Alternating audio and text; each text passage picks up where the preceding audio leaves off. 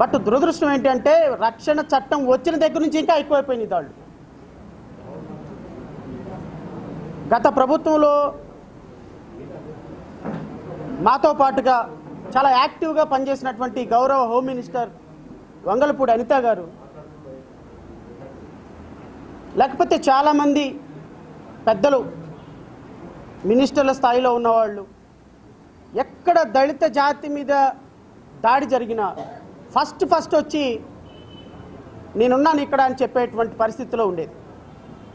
But I don't know what happened. 2024 అధికారం వచ్చిన మరుక్షణం నుంచి డాక్టర్ బిఆర్ అంబేద్కర్ రాజ్యాంగాన్ని మడిచి దిండి కింద పెట్టేసింది Vangalapudi Anitha home minister.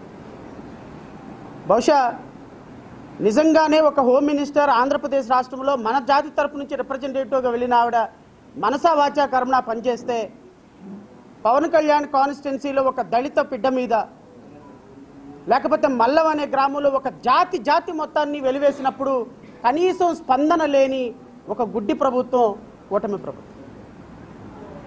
Konaseema doctor BR Ambedkar జిల్లాగా నామకరణం చేస్తే నిన్న కోనసీమ డాక్టర్ బిఆర్ అంబేద్కర్ కాదు పవన్ సీమ అని చెప్పి ఒక పాంప్లెట్లు రిలీజ్ చేసి డాక్టర్ బిఆర్ అంబేద్కర్ని అవమానించినప్పుడు ఈ ప్రభుత్వం ఏమి కళ్యాణ్ సేన అని పాంప్లెట్లు వేసి అధికారికంగా ప్రకటించినప్పుడు ఈ ప్రభుత్వం ఏమి స్పందించలా, ఇంక్లూడింగ్ రేషన్ కార్డులతో సహా.